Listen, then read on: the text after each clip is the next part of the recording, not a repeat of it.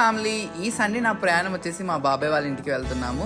అక్కడ వాళ్ళ గార్డెన్ లో ఎలాంటి వెజిటేబుల్స్ పండినాయి ఆర్గానిక్ గా అవి మీకు చూపిస్తాను ఇప్పుడు. ఇక నా కోసం మా పెద్దనాన్న వాళ్ళ కూతురు మా అక్క వచ్చేసి పెద్ద సొరకాయ అయితే కట్ చేసుకుని తీసుకుని వచ్చారు. ఇంటి పక్కన ఉన్న ప్లేస్ మొత్తం ఆక్రమించేసింది ఈ సొరకాయ చెట్టు. చూడండి పాకుతో ఎంత దూరం వెళ్ళిపోయిందో. ఇలా ఒకటి కాదు రెండు కాదు చాలా ఉన్నాయి సొరకాయలు అయితే. చూసారు కదా ఇవి చాలా చిన్న సైజు ఉన్నాయి, ఇంకా పెద్ద అవ్వాలి. ఇప్పుడు ముందుగా కట్ చేసినంత పెద్ద సైజ్ అయితే వస్తాయి ఇవి. నైట్ వర్షం పడింది కదా కొంచెం బురద బురదగా ఉంది. అదే కాకుండా ఈ రోజు మొత్తం చాలా కూల్ గా ఉంది.